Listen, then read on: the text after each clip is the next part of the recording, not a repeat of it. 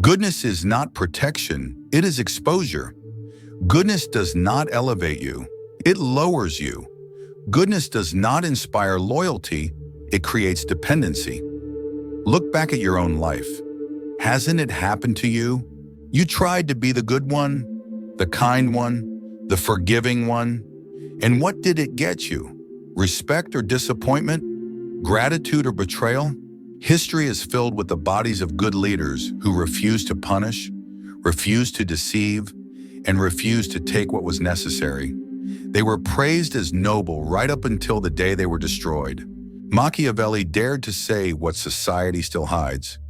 Goodness is not a principle, it is a mask. Wear it when it serves you, but the moment you mistake the mask for reality, you are finished. People don't respect goodness. They exploit it. They respect strength. They obey cunning. They follow power dressed up as virtue. And today I'll show you why goodness without strategy isn't virtue. It's suicide. Generosity is one of the most seductive traps of all. When you give, you feel powerful, admired, and adored. People praise you. They call you noble.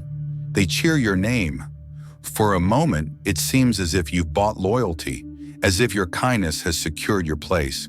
But Machiavelli strips away this illusion and shows us the darker reality.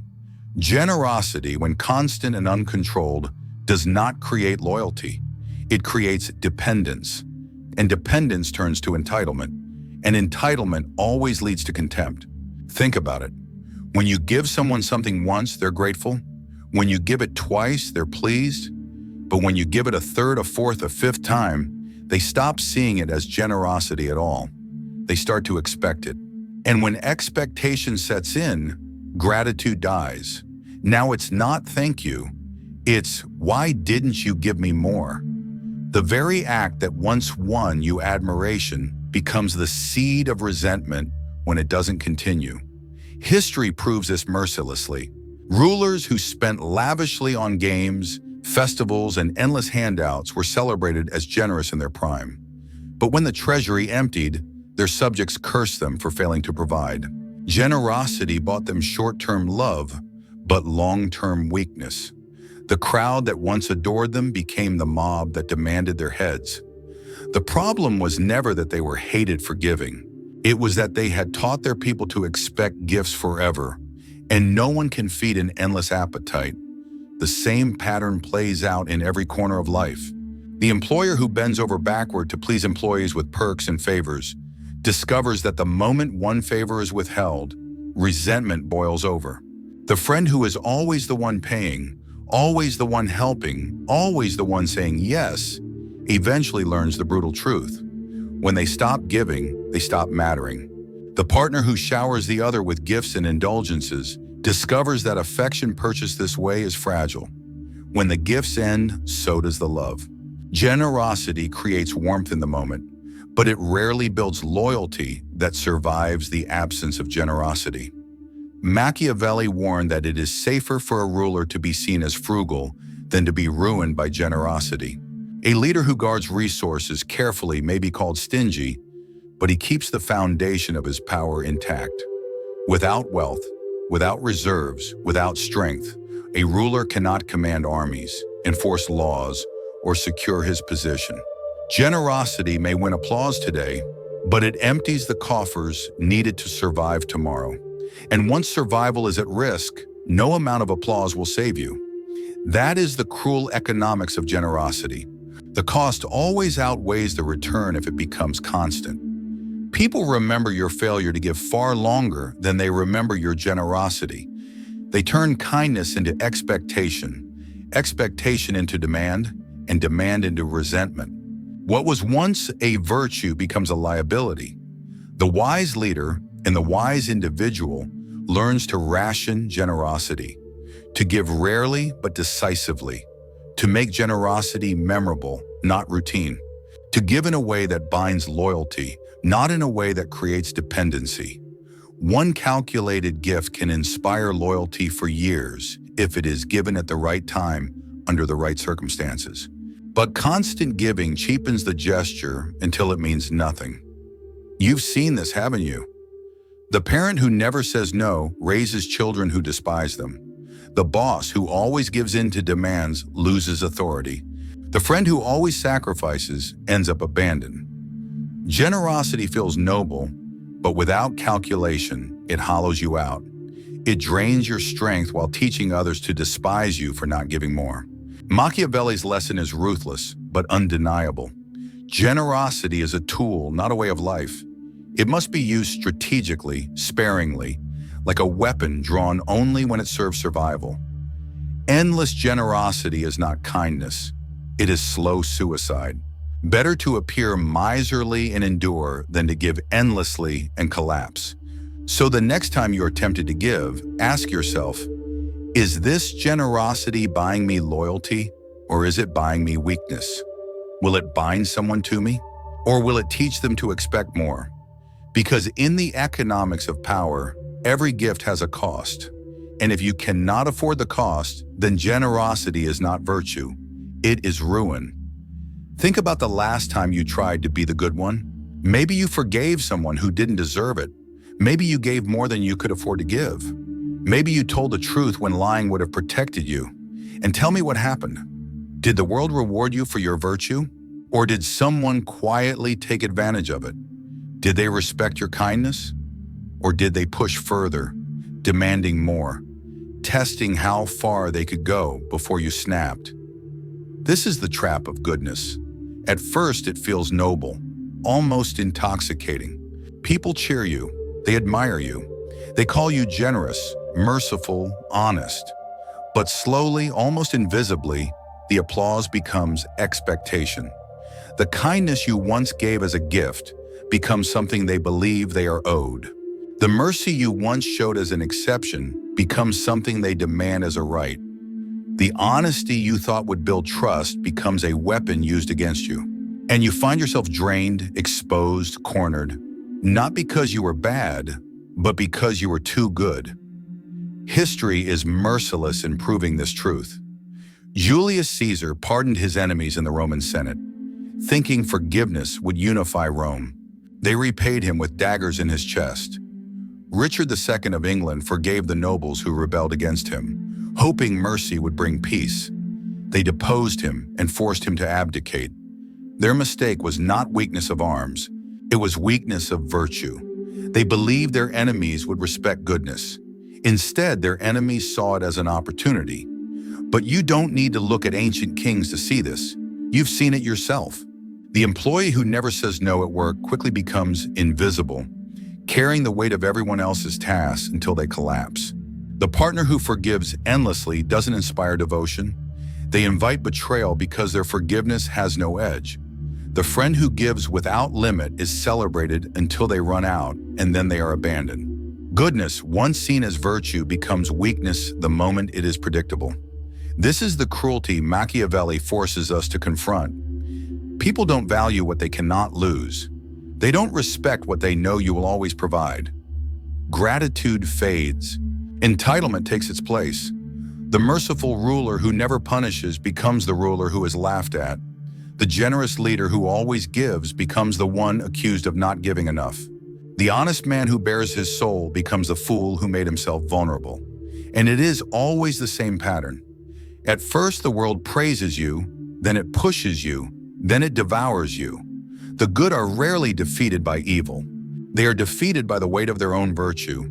Machiavelli's answer was not to abandon goodness, but to use it with precision. Wear it like a mask, not like a chain. Show mercy, but only when it strengthens your position. Show generosity, but only when it buys loyalty that lasts longer than the gift itself. Show honesty, but never so much that your enemies know where to strike. Goodness, he said, must be rationed, wielded, calculated. Otherwise, it becomes your noose. And here's where it cuts deep. If you're honest with yourself, you already know this. You felt the sting of being too good. You've tasted that bitter moment when you realized your kindness wasn't appreciated, your forgiveness wasn't respected, your honesty wasn't rewarded. That is the trap. And unless you learn to master goodness instead of being mastered by it, it will happen again. The world does not reward those who are good in all things. It rewards those who know when to be good and when to be ruthless. That is Machiavelli's brutal gift to us. He doesn't tell us to be cruel. He tells us to be awake. Goodness on its own is not strength, it is exposure. And unless you learn to step outside the trap, you will discover too late that your greatest virtue was also your greatest weakness. Let me tell you something uncomfortable. The world does not care who you really are. It only cares about what you look like. You can be honest in private, kind at heart, merciful in secret, but if you do not appear that way in public, no one will believe it. And the reverse is even darker. You can be cruel, manipulative, deceitful behind closed doors. But if you project the image of goodness, people will call you virtuous. The mask matters more than the face. Think about it. Haven't you already seen this? Someone who talks endlessly about fairness, about honesty, about loyalty, yet behind the curtain, you know they're cold and calculating. And still, people adore them. They praise the image, not the reality. That's what Machiavelli understood. Most people are not searching for truth. They are searching for reassurance. They don't want the naked, complicated reality of who you are. They want the mask. History is full of masks. Rulers who were brutal in private but who perform mercy in public are remembered as just. Leaders who stage generosity with grand gestures while quietly tightening their grip on power are remembered as great. Their subjects never saw the blood in the shadows, the betrayals in the council chambers, the steel behind the smile. They saw the performance, and the performance was enough. And it's the same today. People fall for images more than reality. The boss who delivers stirring speeches about teamwork is trusted, even if he crushes dissent in private. The public figure who donates publicly to a cause is called generous, even if behind the scenes they hoard power. Even in our personal lives, we know people who project loyalty while calculating advantage, who appear compassionate while masking their indifference. And what happens? They are believed. They are rewarded. They are trusted. Why? Because they understand that the mask of virtue is stronger than virtue itself. Here's the dangerous part. Many leaders begin to believe in their own performance. They put on the mask so often that they forget it is only a mask. They start to think they really are the merciful ruler, the generous leader, the honest man. And once they start believing, they make mistakes. They forgive too much. They give too much. They reveal too much. They confuse image with reality. And their enemies exploit it. That is how they fall. Not because they were bad actors, but because they started believing their own act. The survivors, the ones who endure, never forget the difference. They understand that appearances are tools, not truths. They wear the mask with precision. They smile while plotting. They speak of peace while preparing for war.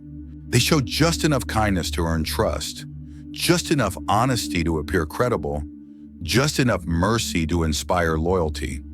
But they never let the mask slip. And more importantly, they never forget it's only a mask. That's the line between survival and ruin. Ask yourself, how many times have you believed the mask? How many times have you judged someone not by what they did, but by what they seem to be? You probably wanted to believe them because the mask is comforting. It tells you the world is simpler than it really is. It tells you that goodness is real, that leaders can be noble, that friends can be entirely loyal. But deep down, you know reality is harsher. You've seen it. The person who seemed kind turned out to be ruthless. The one who promised honesty lied when it mattered most. And still, you believed the mask until it was too late. That's why Machiavelli's lesson is so unsettling. He isn't just describing kings and princes, he's describing all of us. We wear masks every day. We present a version of ourselves that others want to see, not the reality of who we are. And the truth is, the mask works. People rarely question it. They want to believe it, which means the mask isn't deception, it's survival. The mask of virtue is the difference between being obeyed and being overthrown, between being trusted and being betrayed, between being remembered as a good man and forgotten as a fool. And if you want to last in power, in leadership, even in your own relationships, You cannot afford to live without it. Mercy feels good, doesn't it? Forgiving someone gives you a sense of moral superiority. Sparing an enemy makes you feel magnanimous. Offering endless chances feels like the noble thing to do. But Machiavelli forces us to face a brutal truth. Mercy without strength is suicide. When you forgive too freely, you don't inspire loyalty. You invite rebellion. When you show too much compassion, you don't win respect. You lose authority. Mercy, if it has no edge, is nothing but weakness dressed up as virtue. Think about it in your own life. The person who keeps letting others get away with betrayal is not respected. They're pitied, or worse, despised. The boss who forgives every mistake isn't admired. People walk all over him. The friend who tolerates constant disrespect isn't loved. He's taken for granted. In every case, what starts as mercy quickly becomes permission. You're teaching others that there are no consequences, that your forgiveness is guaranteed, that they can take and take without fear of punishment. And once fear disappears, respect disappears with it. Machiavelli went further. He argued that it is safer for a ruler to be feared than loved. Love is fragile. Love is conditional. People love you when you serve their interests, when you give them what they want, when you make them feel good. But the moment you can't, that love turns to resentment. Gratitude fades. Affection evaporates. Love is loyalty on a leash. It snaps the moment someone else offers a better bargain. Fear, however, endures. People may not love the ruler they fear, but they obey him. They may grumble in private, but they think twice before crossing him. Fear is constant because it appeals to something deeper than love. It appeals to survival. But here's the nuance Machiavelli understood. Pure cruelty is a path to ruin. A tyrant who rules only through terror breeds hatred, and hatred is dangerous. People will suffer much under a harsh hand, but once they come to truly hate, they will risk everything to bring you down. That is why the art of power lies in balance. A leader must cultivate fear, but never tip it into hatred. He must be ruthless when it matters, but never cruel without reason. He must punish swiftly and decisively, but only when punishment serves the stability of the whole. Fear must be measured, precise, almost surgical. You've seen this too, even outside of politics. The teacher who is too lenient loses control of the classroom. The one who is too strict breeds rebellion. But the teacher who blends firmness with fairness, who punishes decisively when needed, but also knows when to show restraint, is the one who commands respect. The same rule applies everywhere. Respect comes from the knowledge that disobedience carries a cost, that rules are enforced, that boundaries are real. Mercy has its place, but it only works when it is rare, when it is a deliberate choice rather than a constant habit. Mercy works best when it frightens as much as it comforts. When people realize they could have been destroyed, but you chose to spare them. That kind of mercy builds loyalty because it reminds people of your power. Endless mercy, on the other hand, builds contempt because it tells people you are powerless. This is the hard edge most people refuse to accept. Fear is not the opposite of love. It is the foundation of control. Without it, no relationship, no kingdom, no empire, no company, no family can survive. People will always test limits. They will always push boundaries. If there are no consequences, chaos is inevitable. Love cannot hold order on its own. Only fear can. So yes, show mercy, but only when it strengthens you. Yes, allow yourself to be loved, but never rely on it. And when the two collide, always remember Machiavelli's warning. It is better to be feared than loved because fear endures when love has already betrayed you. This is the part most people refuse to say out loud. Sometimes the ends really do justify the means. We've been trained to recoil from that idea, to cling to morality as if it were absolute. But Machiavelli stripped the sentimentality away and stared into the raw core of power. He asked a question that still unsettles us. If cruelty secures peace, is it still cruelty, or is it mercy on a grander scale? If deception saves lives, is it a sin or a duty? The uncomfortable answer is that outcomes often matter more than intentions, and history is written not by the virtuous, but by the victorious. Think about it. The leader who lies to secure resources may be condemned in the moment, but if that lie builds an empire, his people praise him in retrospect. The ruler who wages ruthless war is hated during his campaigns, but if the war creates stability that lasts generations, statues are built in his honor. The executive who makes brutal decisions that cost thousands their jobs is demonized today. But if the company survives and thrives for decades, he is remembered as a visionary. In each case, the means were ugly, but the ends redefined them. This is not permission to be monstrous for its own sake. Machiavelli never told leaders to be cruel, deceitful, or ruthless without reason.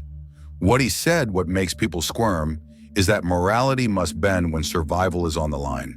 A ruler who clings to virtue while his state collapses is not moral. He is negligent. His people do not care if he was good. While they starve, while they are conquered, while they are thrown into chaos, they care that he failed them. And failure dressed up as goodness is still failure. You can see this tension everywhere. The parent who refuses to discipline a child because it feels cruel ends up raising someone unprepared for the world. The partner who refuses to walk away from a toxic relationship because it feels harsh prolongs suffering for both. The leader who refuses to take decisive action because it means lying, cutting, or punishing loses everything they were trying to protect. The cost of clinging to pure goodness is often far greater than the cost of dirtying your hands. Here is the paradox Machiavelli leaves us with. Goodness has its place, but only as long as it does not destroy the very foundation on which it rests. Mercy must never lead to disorder. Generosity must never lead to ruin. Honesty must never lead to exposure. If the only way to protect the state, the company, the family, or even yourself is to betray the ideals you claim to value, then Machiavelli would argue you must do it. Because what good is it to lose everything while clutching virtue like a flag in the ruins? And yet there is another layer. The mask of virtue still matters. People want to believe their leader is moral. They want the comfort of thinking their ruler acts out of compassion even when he does not. So the art lies in this. Act ruthlessly when you must, but cloak it in virtue. Let your punishments be justified as necessary. Let your deceptions be framed as strategy. Let your cruelty be remembered as strength. The masses will forgive the means if the ends are in their favor, and they will rewrite history to glorify you. That is legacy. Legacy is not built on purity. It is built on results. People may whisper about your lies, your cruelty, your betrayals, but if the kingdom stands strong, if the company thrives, if the family survives, your name will endure. They will call you wise. They will call you great. They will say you were good after all, because the outcome allows them to forget the methods. This is Machiavelli's final ruthless gift. Power belongs not to those who cling desperately to virtue, but to those who bend virtue into a weapon. The ends do not always justify the means, but when survival is at stake, when everything is on the line, the ends are all that matter. The weak will cling to their goodness and perish. The strong will use goodness as theater, as camouflage, as strategy, and they will be the ones remembered. So the question is no longer whether you should be good. The question is whether you can afford to be good. And if the answer is no, then you must decide. Will you have the stomach to act as Machiavelli advised? Will you wear the mask of virtue while wielding the blade of necessity? Or will you fall into the trap, clinging to goodness as the walls close in? Because in the end, history does not remember those who were good. It remembers those who lasted,